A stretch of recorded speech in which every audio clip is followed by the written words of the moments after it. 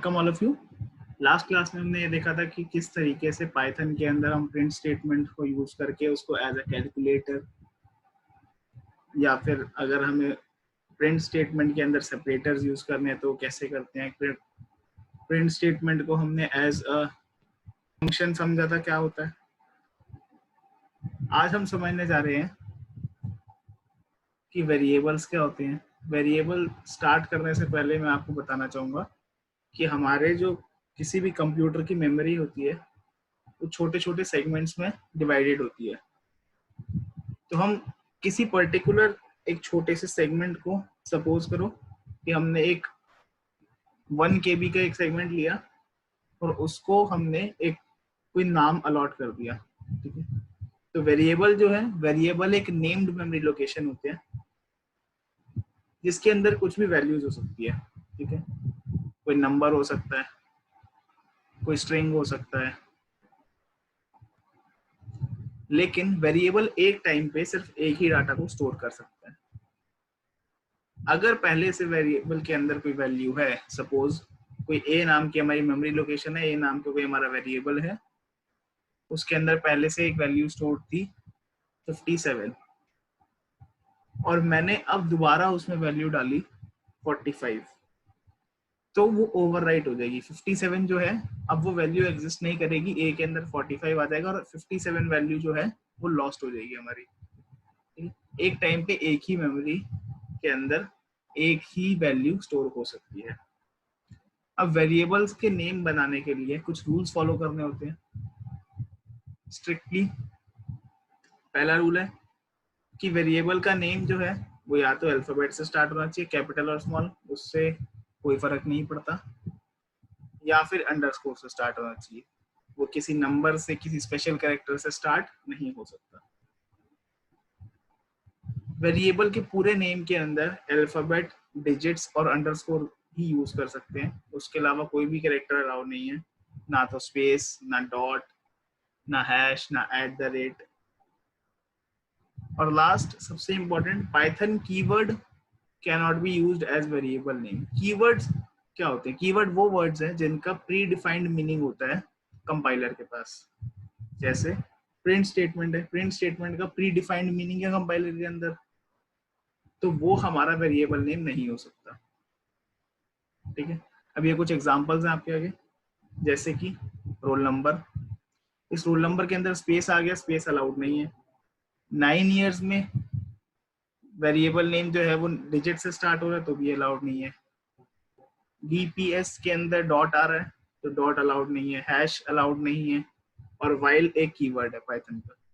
तो ये आप देख सकते हैं किस किस तरह से इनवैलिड वेरिएबल्स नेम के रीजंस हमारे पास हैं सामने। वेरिएबल का नाम रखना कोई ऐसा बड़ा इशू नहीं है, लेकिन इसके ऊपर फिर भी क्वेश्चंस आ जाते हैं। अगला जो टॉपिक है हमारा वो है डाटा टाइप्स। डाटा टाइप्स होते क्या हैं? पाइथन के अंदर कोई भी नंबर या कोई भी वैल्यू जो है, अगर वो किसी वेरिएबल के अंदर स्टोर है तो वो किस टाइप की वैल्यू है उसी को हम कहते हैं कि उस वैल्यू का डाटा टाइप क्या है। सबसे पहले आती है हमारे पास इंटीजर, यानी कि इंटीग्रल नंबर्स जिसमें कोई डेसिमल का पार्ट या फ्रैक्शनल का पार्ट ना हो, जैसे कि 5 4 3 2 1 1304 1344 5,06,046 -56 -47। इंटीजर की कुछ भी लेंथ हो सकती है। नेक्स्ट हमारे पास है फ्लोट। फ्लोट यानी कि जिसमें फ्रैक्शनल पार्ट होगा, डेसिमल पार्ट होगा। ये डेसिमल पार्ट 0 भी हो सकता है, जैसे 8.0 9.0 10.0, लेकिन होगा जरूर। अगर नहीं होगा तो फिर वो इंटीजर कहलाएगा। अगला है स्ट्रिंग। अगर कोई भी सिंगल कोटेशन, डबल कोटेशन या ट्रिपल कोटेशन मार्क्स में लगा हुआ है तो वो हमारा स्ट्रिंग कंसीडर होगा। जो लास्ट हमारे पास डाटा टाइप है वो है बूल यानी बूलियन। बूलियन जो होता है वो ट्रू या फॉल्स वैल्यू को डिस्प्ले करने के लिए यूज करते हैं। अगर हमने कोई भी एक्सप्रेशन लिखा, सपोज हमने लिखा 5 is greater than 6, तो यहाँ पे क्लियरली हमें पता लग रहा है 5 जो है वो 6 से बड़ा नहीं है, तो इसका हमें रिजल्ट क्या मिलेगा, फॉल्स। अगर हमें किसी भी वैल्यू का डाटा टाइप चेक करना है तो उसके लिए हमारे पास एक टाइप नाम का फंक्शन है। इसके ब्रैकेट्स के अंदर हम वैल्यू डालेंगे तो हमें आउटपुट मिलेगा कि वो किस तरह का, उसका डाटा टाइप क्या है। जैसे कि फर्स्ट केस में देखो, टाइप हमने एंटर किया 0 तो उसने बताया कि इंट है, हमने किया 5 तो उसने बताया इंट है, हमने किया 5.0 तो उसने बताया फ्लोट है, हेलो डाला तो भी बताया स्ट्रिंग है। हेलो हमने डबल इन्वर्टेड कॉमास में रखा, मॉर्निंग को हमने सिंगल में, गुड मॉर्निंग को हमने ट्रिपल में। उस हिसाब से हमने डी को लिया, फिर 8 को लिया। अब यहाँ पे नोट करने वाली बात है, 8 वैसे एक नंबर है, लेकिन अगर आपने उसको कोटेशन मार्क्स में रखा है तो इट मीन्स वो एक स्ट्रिंग है। नेक्स्ट हमारे पास आ गया फॉल्स। हमने फॉल्स को अभी समझा, ट्रू या फॉल्स वैल्यूज जो होती हैं वो बूलियन के लिए होती हैं। इसको आपको याद रखना है, अगर ट्रू है तो टी कैपिटल बाकी सब स्मॉल, फॉल्स है तो एफ कैपिटल बाकी सब स्मॉल।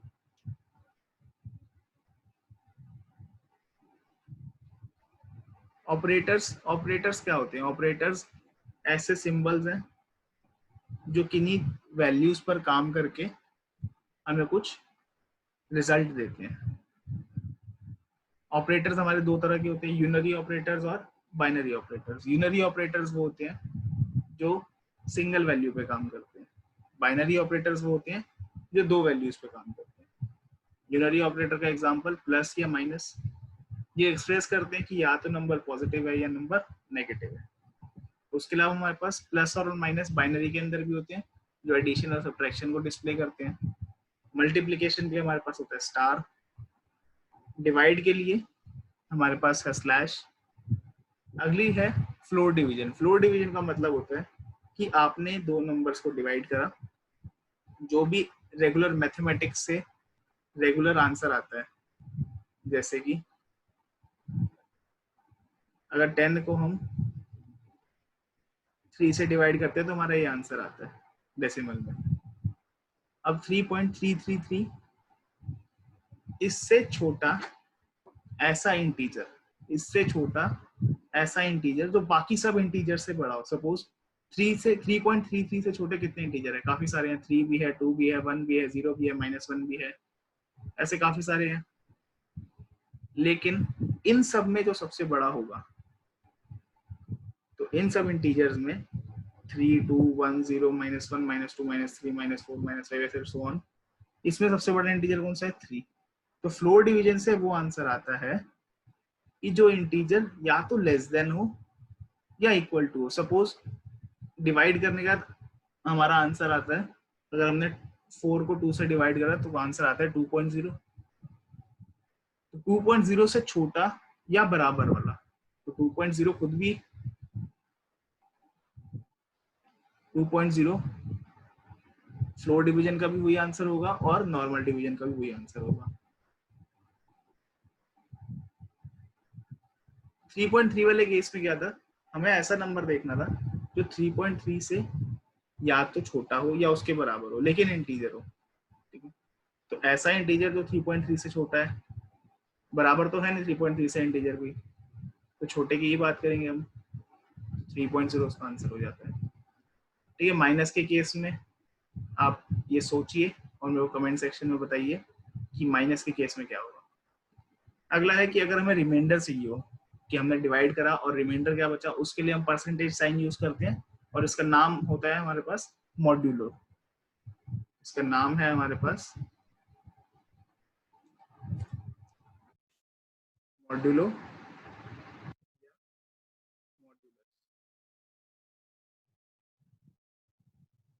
अगला है एक्सपोनेंट यानी पावर्स। अगर हमें पावर रिप्रेजेंट करनी है तो डबल स्टार। अगर 3 की पावर 2 रिप्रेजेंट करना है तो ऐसे करेंगे, 3 की पावर -2 रिप्रेजेंट करना है तो ऐसे करेंगे। अगर डेसिमल्स में करना है 10.2 की पावर 3.1 तो इस तरह रिप्रेजेंट करेंगे।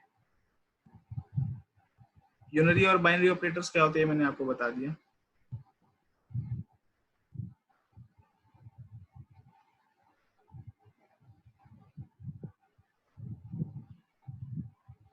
प्रेसिडेंस ऑर्डर क्या होता है, जिस तरीके से हमने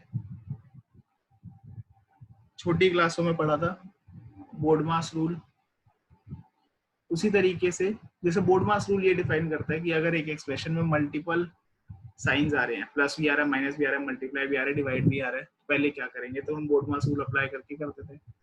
लेकिन पाइथन के अंदर बोर्ड मास नहीं लगता, पाइथन के अंदर अपना प्रेसिडेंस ऑर्डर है, यानी कि सबसे पहले ब्रैकेट यानी पैरेंथेसिस सॉल्व करेंगे, उसके बाद एक्सपोनेंट सॉल्व करेंगे, उसके बाद नेक्स्ट लेवल पे प्लस और माइनस यूनरी वाला जो ये डिस्प्ले करता है कि नंबर पॉजिटिव है या नेगेटिव, उसके बाद divide, floor division, integer division, multiplication या मॉड्यूलस, उसके बाद प्लस और माइनस। अगर किसी एक एक्सप्रेशन के अंदर अगर किसी एक एक्सप्रेशन के अंदर मल्टीपल ऑपरेटर्स आ रहे हैं, सपोज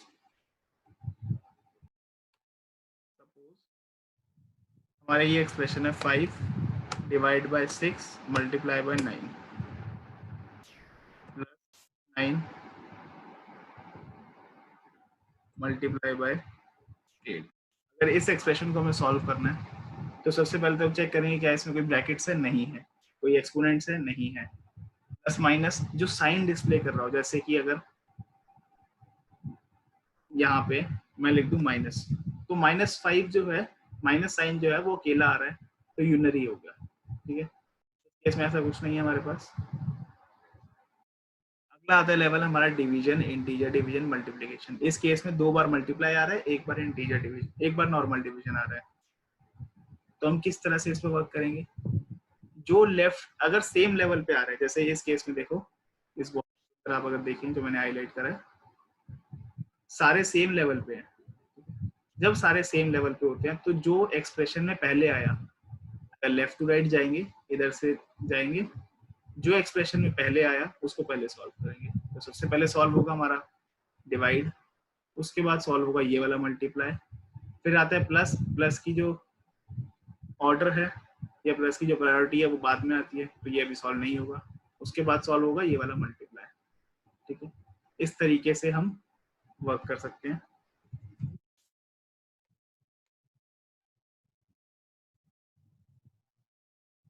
ये थे हमारे अरिथमेटिक ऑपरेटर्स। नेक्स्ट आता है हमारा रिलेशनल ऑपरेटर्स। रिलेशनल ऑपरेटर्स जो हैं वो किसी भी दो एक्सप्रेशंस को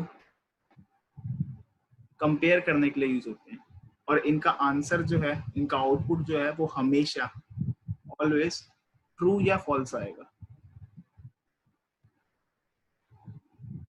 अब अगर हमें ये चेक करना है कि क्या दो नंबर्स इक्वल हैं या नहीं, मेरे को चेक करना है कि अगर मैं किसी नंबर को 2 से डिवाइड कर रहा हूँ तो क्या उसका रिमाइंडर 0 बचता है या नहीं, तो मैं उसके लिए कैसे लिखूंगा स्टेटमेंट। मान लो नंबर मैंने ले लिया 999, तो मेरे को रिमाइंडर चेक करना है कि 0 आता है या नहीं 2 से डिवाइड करने पे, तो मैं मॉड्यूलो लगाऊंगा रिमाइंडर के लिए, 2 लिखूंगा, इसको एक ब्रैकेट में बंद कर दूंगा और आगे डबल इक्वल टू यूज करके ये चेक करूंगा कि क्या ये 0 के इक्वल है या नहीं। ये इक्वालिटी वाला साइन आ गया, जो नॉर्मल मैथ्स में हम इक्वल टू लिखते हैं, ये वो वाला इक्वल्स टू है। लेस देन करना है तो उसके लिए आपको पता है ग्रेटर देन के लिए पता है, ग्रेटर देन इक्वल्स टू या लेस देन इक्वल्स टू के लिए पता है।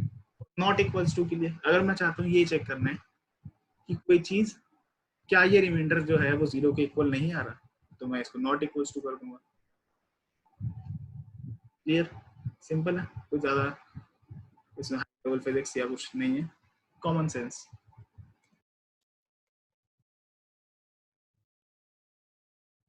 तो ये हमारे रिलेशनल ऑपरेटर्स हैं। अगले आते हैं लॉजिकल ऑपरेटर्स। लॉजिकल ऑपरेटर्स जो है उसमें लॉजिकल ऑपरेंड्स होते हैं, यानी कि ट्रू या फॉल्स होता है, और उसी पे हम वर्क करते हैं। जैसे कि पहला पहला ऑपरेटर जो आएगा आपका वो नॉट का काम है कि अगर तो आउटपुट आ रहा था ट्रू तो वो कर दे फॉल्स, अगर आउटपुट आ रहा था फॉल्स तो वो कर देगा true.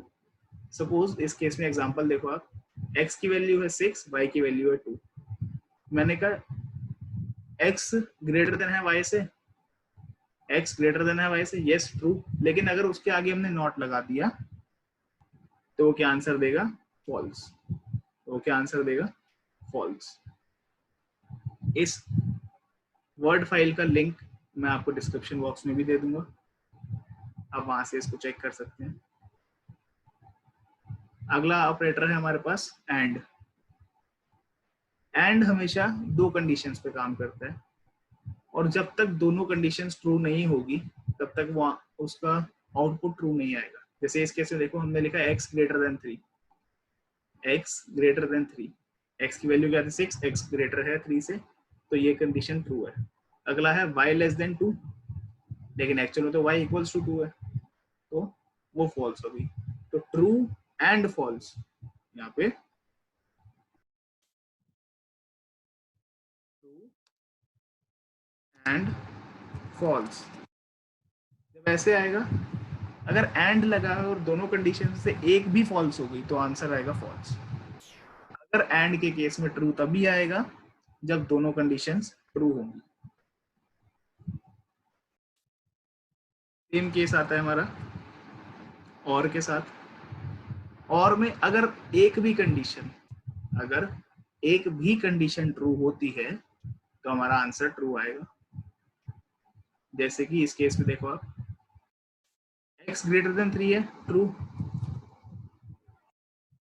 x greater than 3 true, और y लेस देन 2 ये फॉल्स है। ट्रू और फॉल्स दोनों में से अगर एक भी ट्रू है तो आंसर ट्रू आ जाना चाहिए, तो आंसर हमारा ट्रू आ गया।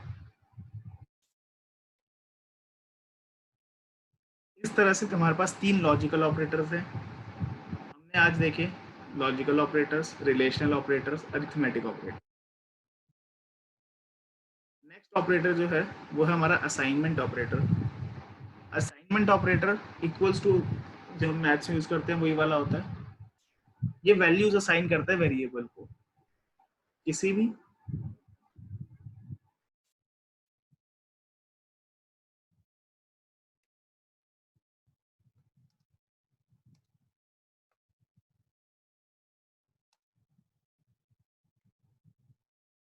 जो भी ऑपरेटर के राइट साइड पे लिखा होगा वो वैल्यू, जो भी वो वैल्यू होगी, इंटीजर हो, फ्लोट हो, या फिर स्ट्रिंग हो, या बूलियन वेरिएबल हो, चारों में से कुछ भी हो, वो वैल्यू स्टोर होके लेफ्ट साइड पे जो भी वेरिएबल लिखा होगा उसके अंदर स्टोर हो जाएगी। ठीक है, इसको हम बोलते हैं असाइनमेंट ऑपरेटर। मैंने लिखा a इक्वल्स टू 10, मैंने लिखा a इक्वल्स टू 10, तो इसका मतलब है कि a वेरिएबल के अंदर 10 वैल्यू को हमने, 10 नंबर को हमने स्टोर कर दिया। ठीक है,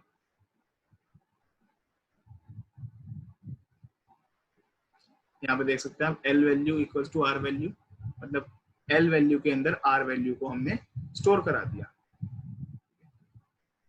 हमने भी देखा था कीवर्ड्स क्या होते हैं। Keywords are the words of Python which convey special meaning to Python interpreter।